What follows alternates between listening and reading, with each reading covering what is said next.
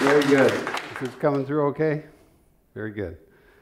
All right, what is IANS first? Just a brief overview. Maybe some of you haven't heard about us that much, but I think most of you are aware of the book written by Dr. Raymond Moody back in 1975 called Life After Life, and it coined this term near-death experience.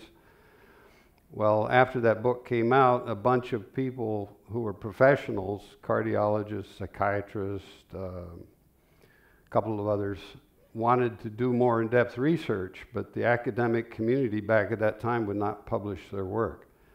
So the predecessor to IANS was formed and started a peer-review academic journal, and then IANS was incorporated in 1981.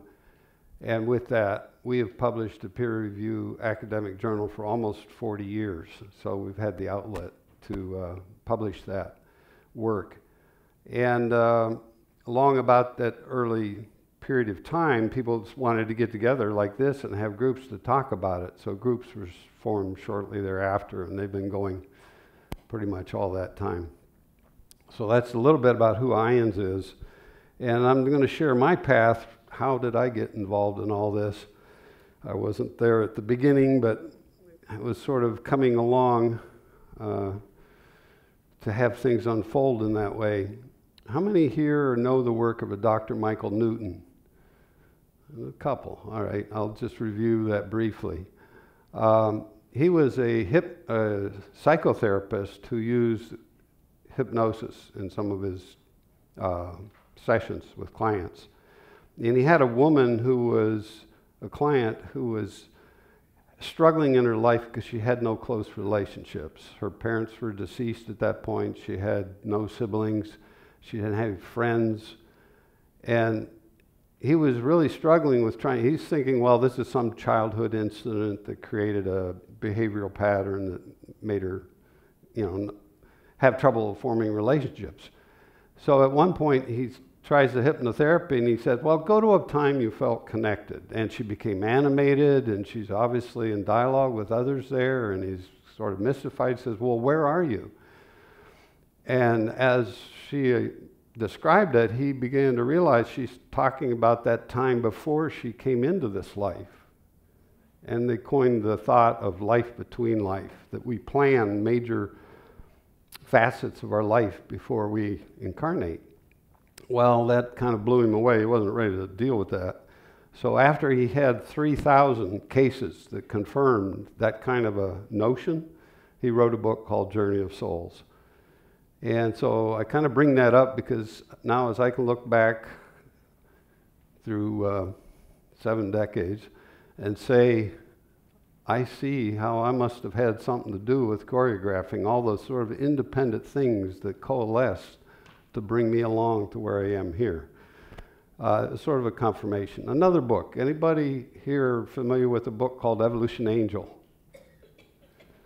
Okay, that was written by an emergency room doctor. And he wrote it under a pen name, Michael Abrams. His real name now is Ard Todd Michael, and he's come out of the closet. But at the time, as an emergency room doctor, it was a little hard to put this out there. Well, he describes when he was in his youth, in his 20s, he's drifting through life. He had a liberal arts degree. He thought he wanted to be a rock musician. He had a McJob. And he's driving home 3 o'clock one morning, and he falls asleep at the wheel. And he's alone in the car, and he said he felt like physical hands grab his shoulder, and he hears Michael in time to get alert to yank the wheel and just miss a concrete abutment on an overpass. He goes a little further, pulls over, falls asleep. Shortly thereafter, he loses his job.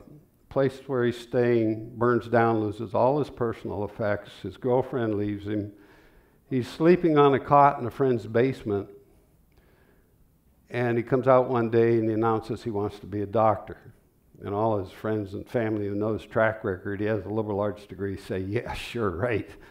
Well, somehow he applies himself, does some makeup courses or whatever, and gets admitted, passes the MCATs, gets into med school. And he says as he's going through the curriculum, and he doesn't have prerequisite knowledge from those, pre-med program that he didn't have, He'd be in the library, he's led to the book.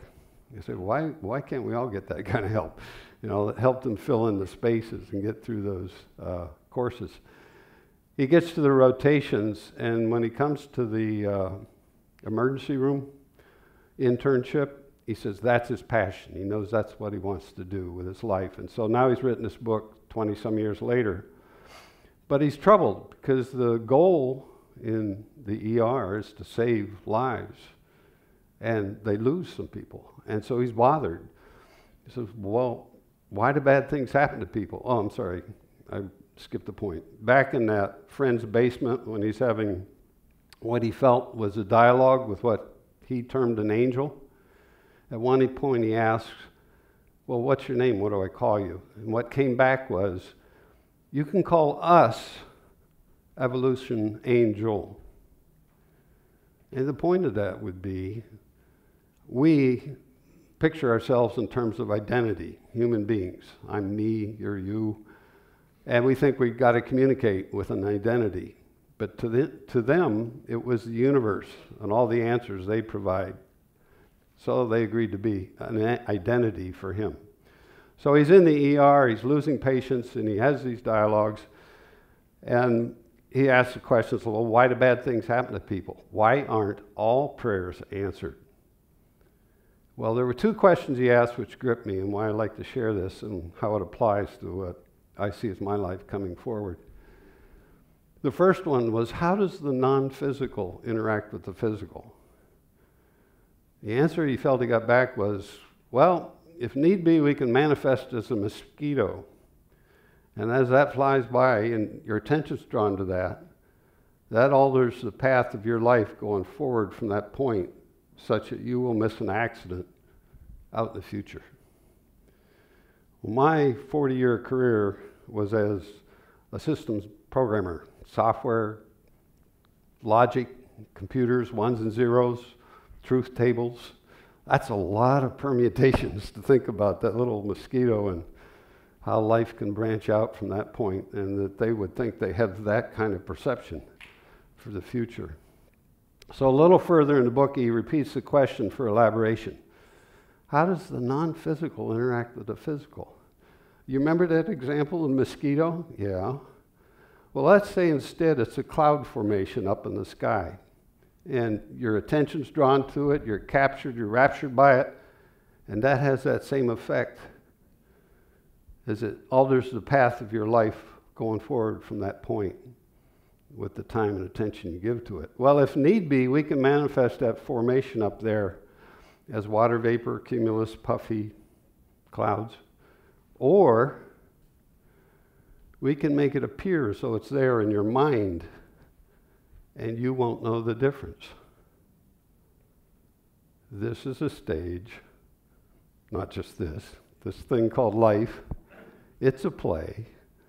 And the basic design element, the ingredient, which is so foundational to this experience called life, is ignorance. Without ignorance, there is no discovery. If you always knew what was around the corner, if you could see like the evolution angels, it would be boring. Why bother? So it's peeling back those layers and having those discoveries of those new experiences. Sometimes they're painful, but they're part of this path and the richness. And so jumping to the end, my philosophy is, well, there is wonderful and eternal and forever. This is ephemeral. This birth, the death, peace, it's this much. My goal is to make the most of it for me and for everybody else that I touch. So, going back to the beginning.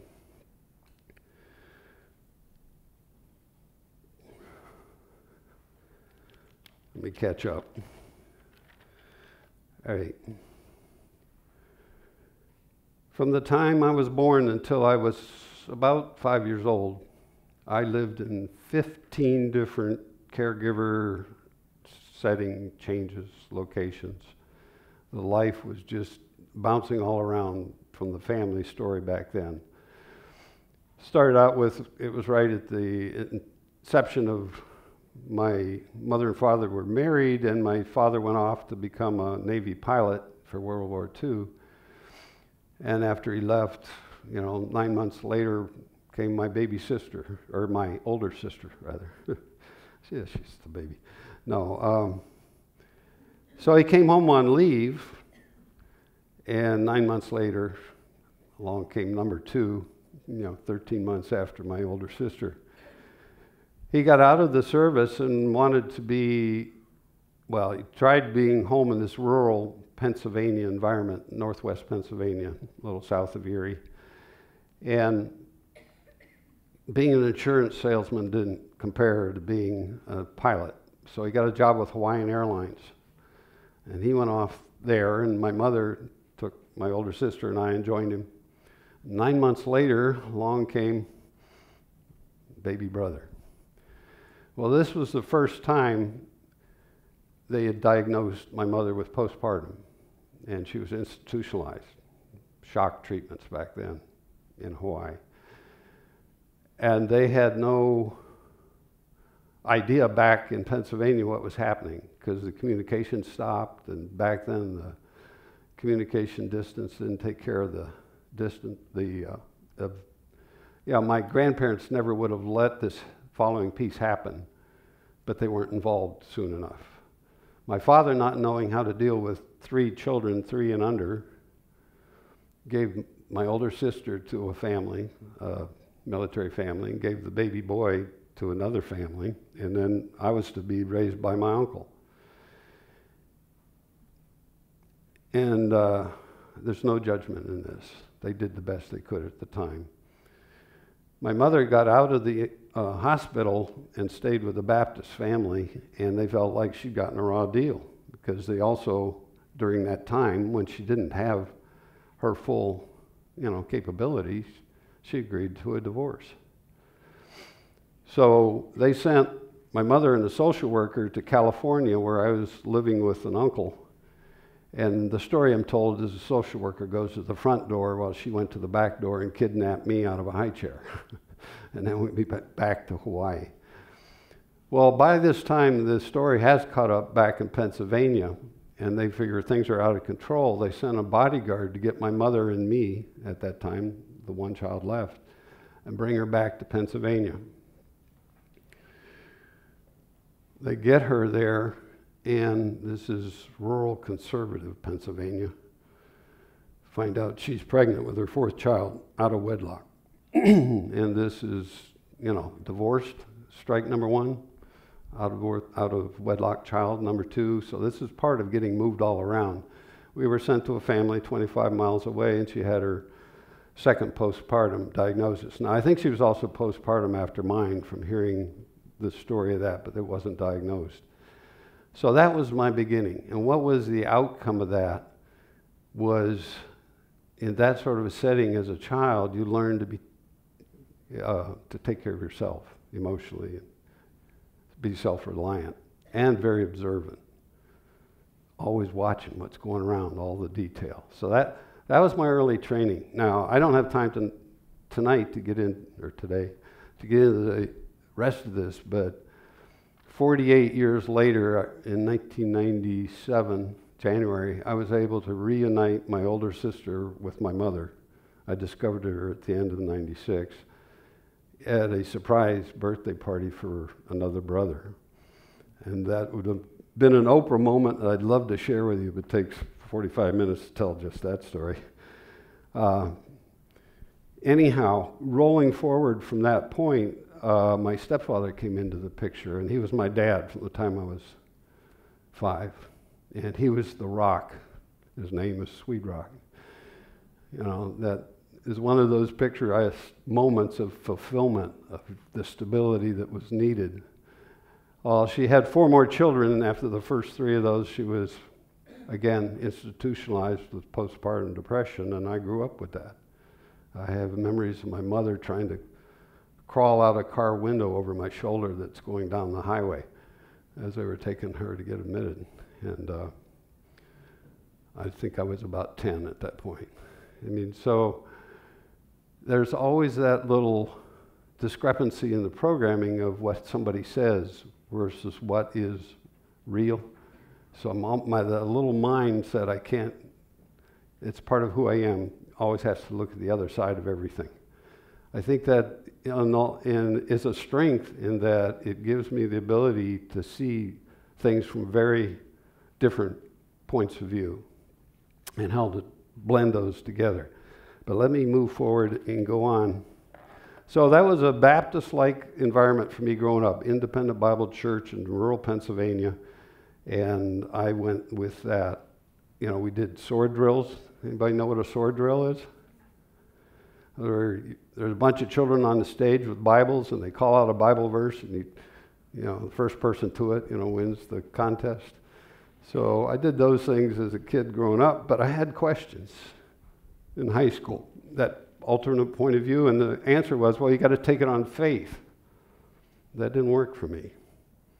So I went off to college and left all that other behind, except, for holidays, and when you're home, you go sit in service, be part of the family. So I got to college, married, and after college, got a job, very nice job in the computer field, and my draft board said if you had a student deferment, you went to the head of the line. It was the first year of the lottery, and I had a very high number, but no, I got called in. And I won the second lottery. I'm sitting in this induction center in Pittsburgh, Pennsylvania, and they came out and started calling off some names and said, I don't know, half dozen or so, you go up to room 300, you're now Marines. So I got to spend 2 years in the Marine Corps.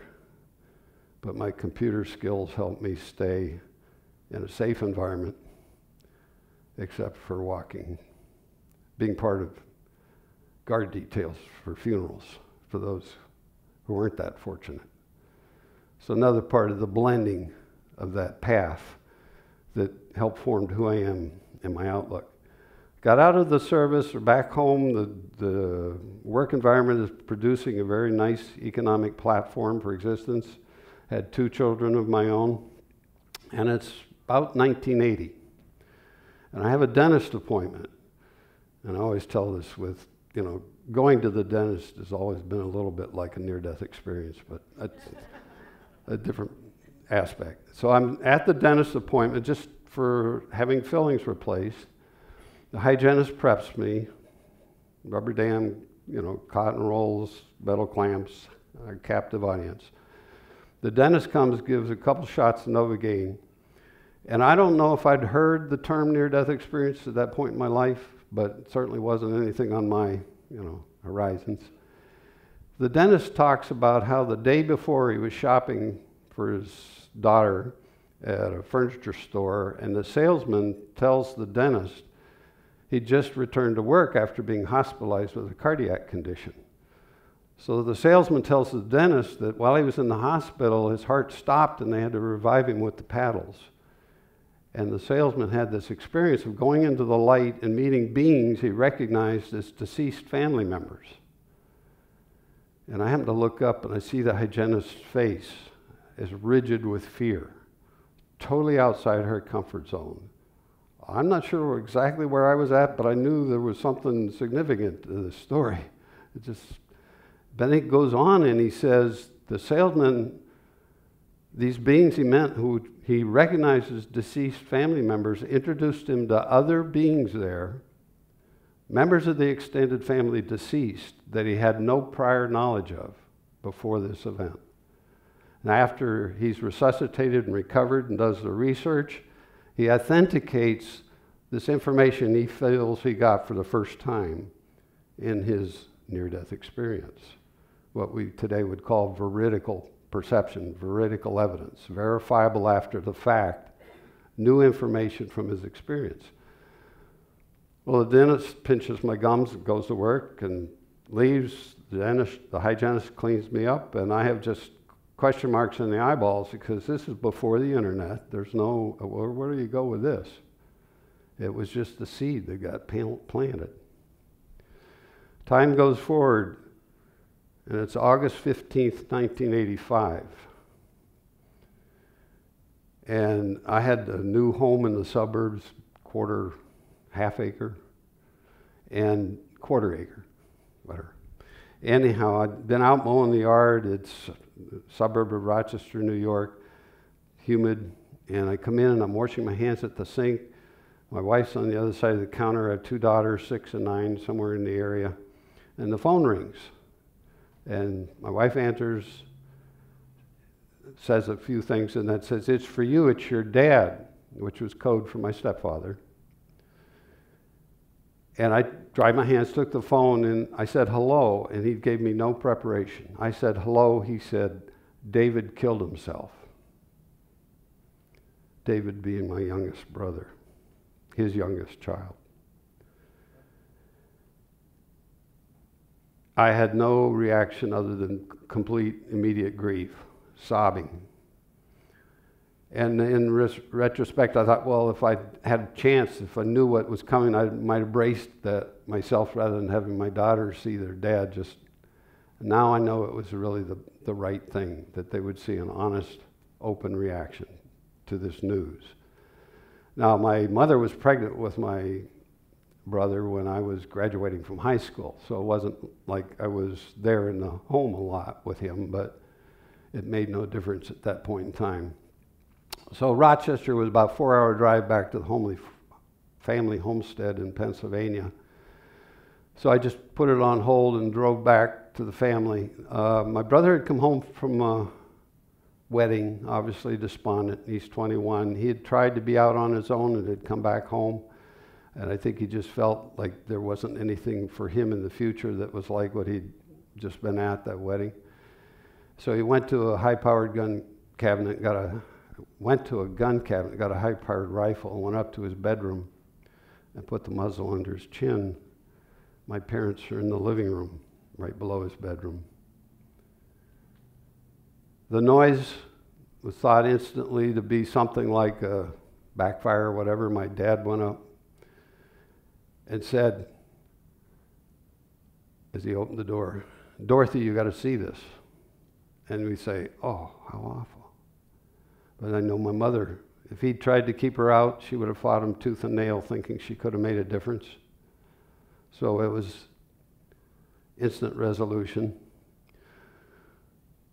The ambulance came that took the body to another town a little ways away. And that's what churches are for. That little white clapboard church was just 1 yard away from our home.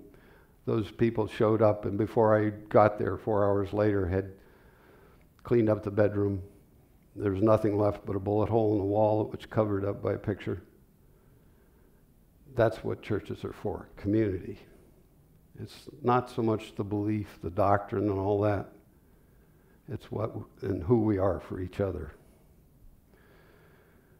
So I spent the week there. It's going to be a closed casket service all the way through internment. And then I finally get home, and I call my confidant at the time was my mother, or my stepmother. And she said, "You need to say goodbye to your brother." And I realized other than that initial grief, I hadn't really done anything except put it on hold. And so I found some quiet time. Wasn't necessarily a practicing meditator back then, but I had a recliner in the bedroom, and I feel the fabric every time I tell this. As I reclined it and I closed my eyes and I let the thought go through my mind, "Goodbye, David." Instantly, my consciousness went back to Pennsylvania, back to that neighboring town. This is a little graphic for a moment, but bear with me.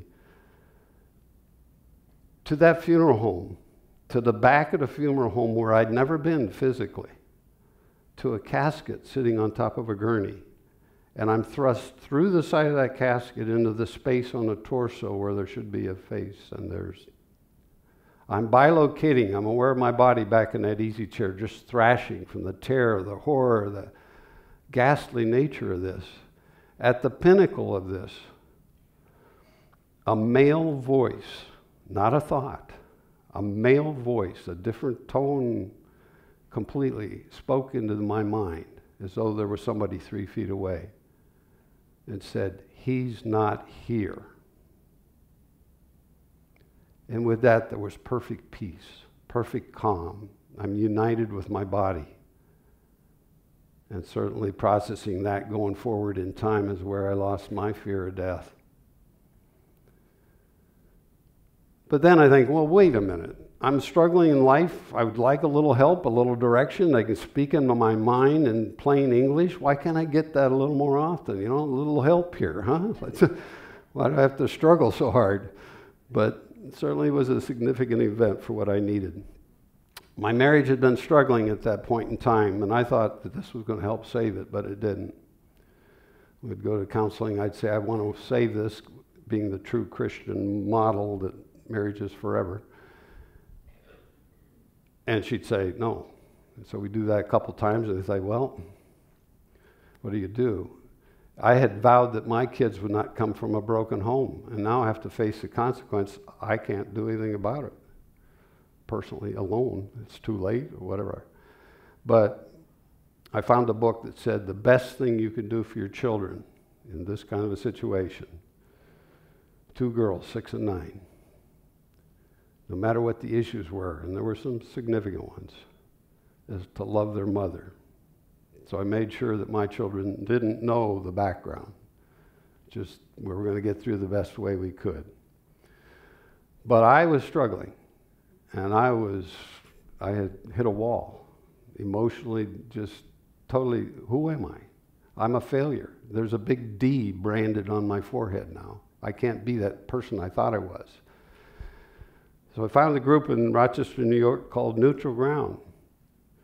And I walked into my first meeting. There was 100 people or more in that room, all with that same condition. I thought, wow, you know. And they did support groups.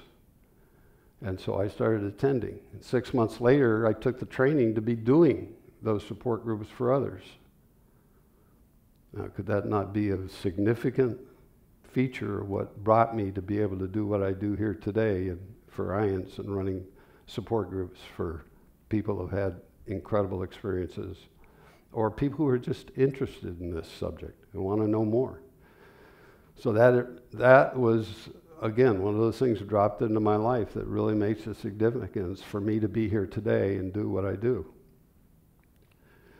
So after that period of time, rolling forward a year and a half, my childhood sweetheart was a woman who was in 9th grade at the time while I was a senior, and her father said, no way. So, but at this point, after my first marriage, 17 years had ended, and this intervening gap, she was divorced and had 2 boys, adopted. She didn't have kids of her own, but we started communicating, got together, and then I formed that second marriage. And at that time, also intervening with that was I had this realization I did need something in my life which was more of the spiritual nature. So where do you go? You go back to where you're planted. So this is before the getting together with my second wife, but you go to a church like the one you grew up in. It was big, it was families, it was spiritually, it fed me. But the doctrine, the boxes, they didn't work. There was still something that didn't resonate. And then I met a person who went to this other church in Rochester called Unity. And so I tried the Unity Church, and that was a fit. I could go there and feel, fed spiritually. And I'm there going for a few, maybe not quite a year. And they said, we're going to have this man come and speak to us a couple of weeks out. One afternoon, he's going to tell us about his near-death experience. Boom. I'm going to hear somebody first person talk about this experience, not hearing a secondhand story. So I showed up that afternoon to hear, how many have heard the name Tom Sawyer, and not Mark Twain's Tom Sawyer? Tom Sawyer was a highway employee, a suburb of Rochester. He was pinned under his truck for 15 minutes before they get it off, or so before they get it off of him, and he had his near-death experience. Tom was studied by some of the founders of IONS, Ken Ring especially. Ken Ring ran what was called the Near-Death Hotel at the university, near University of Connecticut, where he worked. Ken was a psychologist. And Ken said that about Tom was one of the most significant psychics after a near-death experience he ever studied. And so when I was there listening to Tom tell his experience, it was like 2 jaw-dropping hours of the most incredible story. So there's a couple of books, what Tom Sawyer learned from dying, and then a follow-on companion book, which if you're interested in that kind of depth and detail, you know, they will take you into one of the most amazing stories there are in this genre. Anyhow, I'm into my second family. We're going to a Unity church. Well, I have 4 kids now, my 2 daughters and 2 stepsons, but the Unity church had no youth program. I mean, there were maybe 4 or 5 kids between kindergarten and my kids' ages, and I was a summer league soccer coach, and this other family there, they said, well, you ought to come to our church. We have this youth minister that the kids just love. He's a Pied Piper for kids. Okay, well, we'll try it out. And they did. They loved him. And you know what kind of church that was, of course. They loved the youth pastor, but it was another independent Bible church with 3,000 people attending. 1,000 members, and there I was in this quandary again. Okay, you go with the roll of the dice. I said, I'd like to be an adult helper in the youth program. Okay. Said, you got to sign this piece of paper. It was a doctrinal statement. You know, this is our beliefs, core beliefs, and what you have to. I said, well, I can put ink on paper, but that's not me. So I couldn't do that job. So they let me volunteer in the nursery, 2 and 3 years olds. I can't pollute them theologically, right? Hey, good, I loved it. It was terrific. On my Sundays, I'm there, I look forward to it. Well, they got a new Christian ed director who wanted to do flannel board stories in the nursery. You know what flannel board stories are? You know, you put the whole... Along came the doctrinal statement, so I got kicked out of the nursery. There is one job you can have in a church that's theologically neutral. You can be an usher. You hand out the bulletins, you know, show people their seats, you clean up afterwards, and I was really good at it. I worked my way up to head usher in the first service. You know. So, one Sunday morning, the kids are kind of dawdling, and I said, I got responsibilities. I got to go. Now, our house was 12 miles from the church, practically out of our development, 7 miles due south, hit a stop sign, turn right, 5 miles west. So it's all suburb of Rochester, New York, 40, 45. And this is early Sunday morning. I said, well, when they're ready, you take the other car and come. I got responsibilities. I got to go. And that notion you can make up a few minutes with the accelerator, I'm doing a little over the speed limit, 10, 15. I mean, it's early Sunday morning. Nobody's on the road. So after I leave the development, about the 1 mile mark, a group of birds, 4 or 5, about the size of a sparrow, whatever, are flying across the path of the car from the left to the right, and I have to jump on the brake to keep from hitting the birds. Okay, I speed back up. My mental marker of about 3 miles, this has happened at least 3 times, and I think maybe 4, but I know it happened 3 times. And then finally it comes, well, I guess I'm supposed to go the speed limit. I really didn't process it, but I kept going. Down around 5-6 mile mark on the 7 mile jaunt, I'm out in the country. It's cornfields. It's a 1/4 mile between houses. Down goes the accelerator. Out comes another group of birds. And that's just past my coincidence threshold. What? I'm going below the speed limit. What? I don't know how to make sense of this. But I know this is something that had never happened once before, let alone that many iterations. So at the stop sign, I turn right, and as I'm coming up on about the 1 mile mark going west, up ahead I see there's a car off the road to the right on its roof. It's in a little culvert down from the shoulder of the road, and the rear end is canted my directions, and the rear wheels are still spinning. And this is one of those moments when time just kind of freezes, and I'm thinking, I'm not first responder trained. I wouldn't carry one of those new cell phone gadgets. I was still on the pager. And there was 2 white vans pulled off to the left, and the drivers are getting out of their cars. And in the yard next to where the car is flipped over, the yard next to it, someone's coming out the front door of the house. So my personal assessment is I have nothing to contribute here. And I pulled over and went very slowly by, as I'm in shock. My philosophy was, you do dumb things, you deserve the consequences. Why was I could make no other conclusion, but those birds were sent to keep me from either being in an accident or on the scene sooner. And it indelibly is in my mind that happened, but the explanation for it eludes me somewhat. And then, going forward in time, as I think back on that, I realize the activity of those birds was precognitive, was happening well in advance of the unfoldment of events on that road.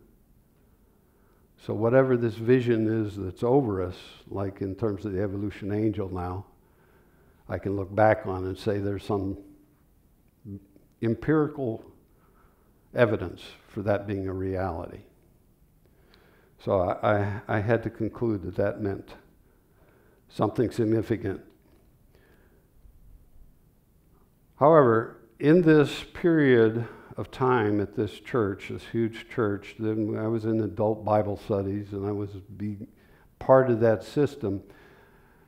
These adult Bible studies, I would try to bring in information about near-death experiences.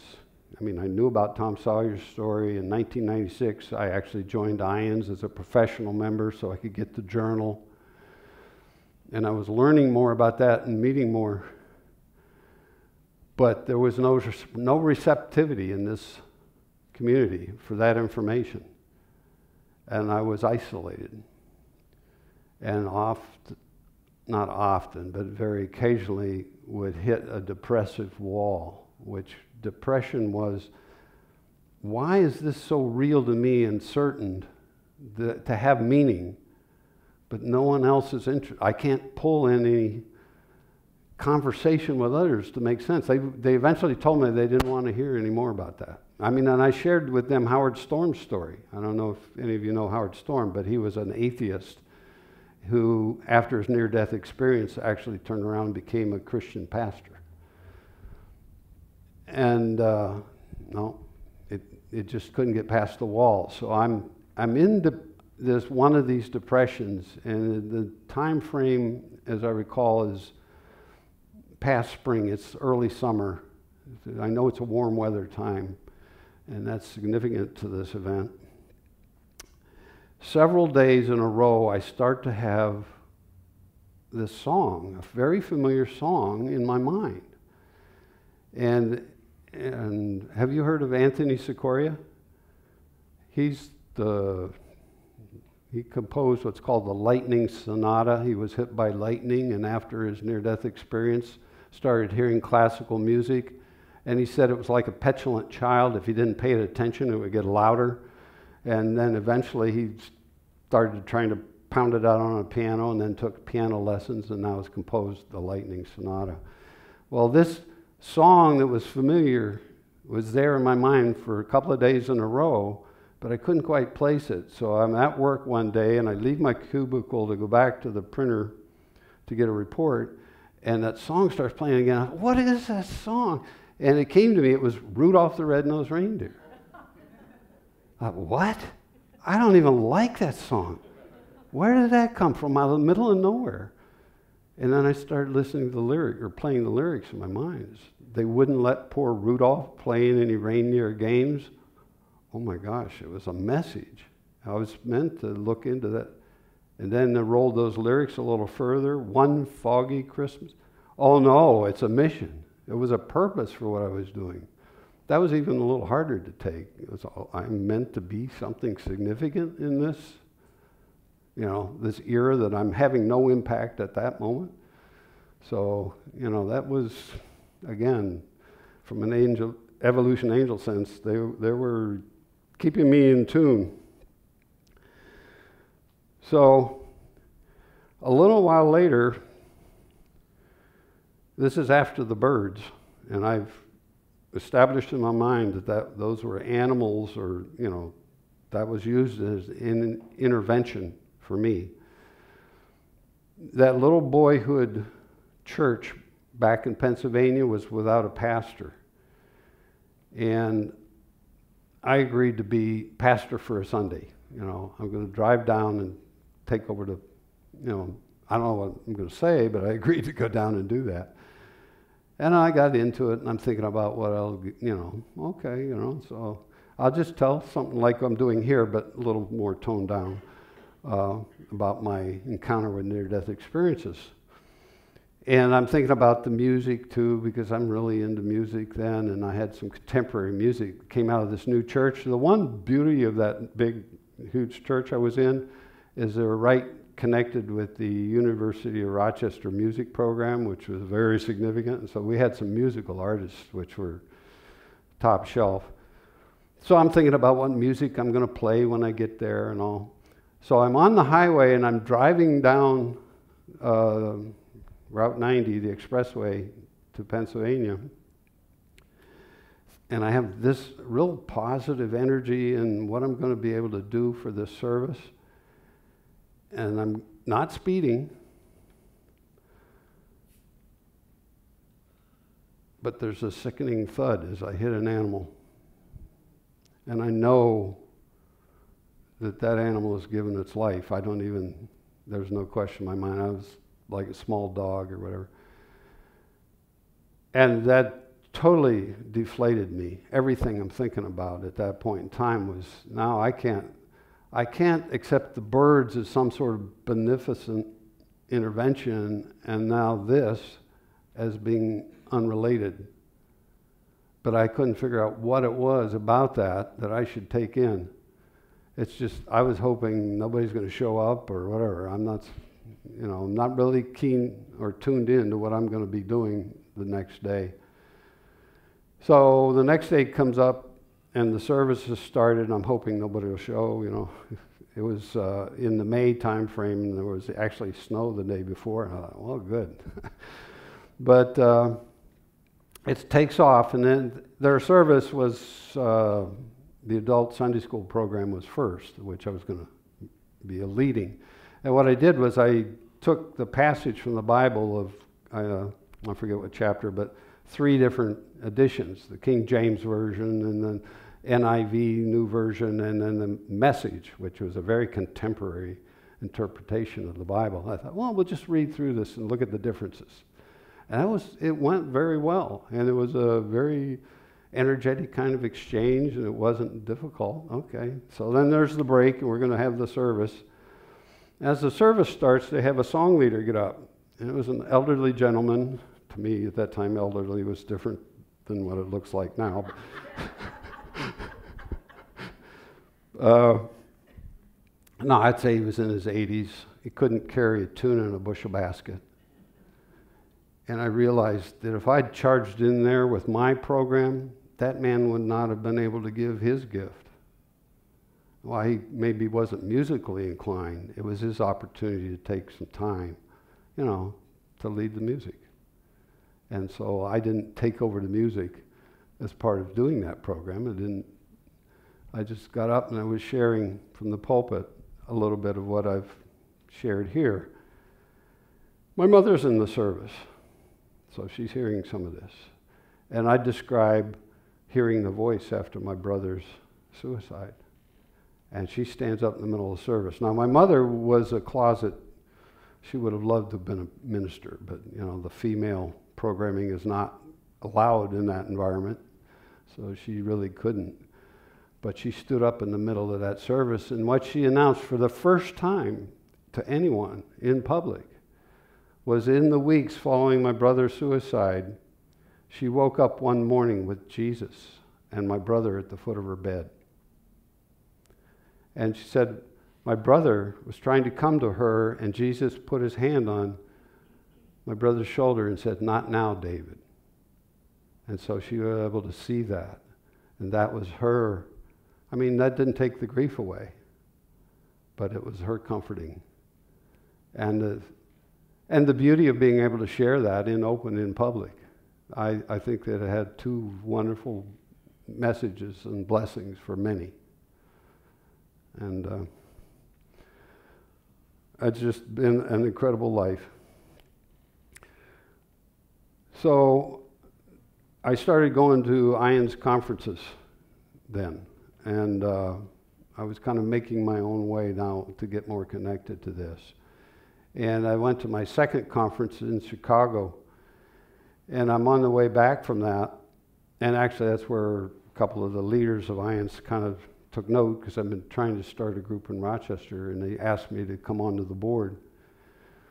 And I'm trying to share all this enthusiasm with my wife, and I didn't have 2 or 3 sentences out of my mouth because she didn't want to go to the conference. So I dropped her off at her sister's in Ohio on my way to Chicago, and I picked her up on the way home.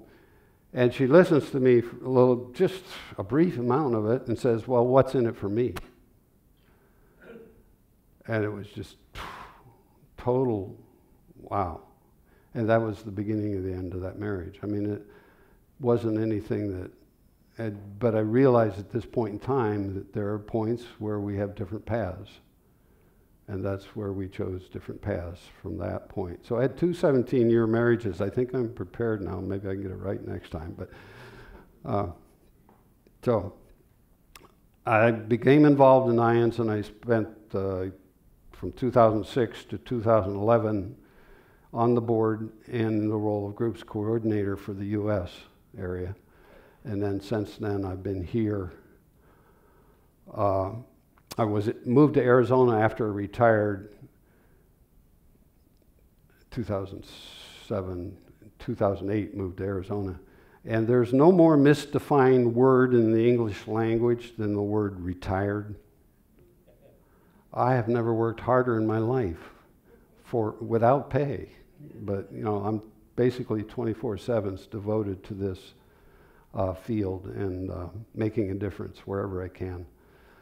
So I want to thank you for, you know, listening to that little life story thing. And if there's any questions, you know, I'd like to be able to entertain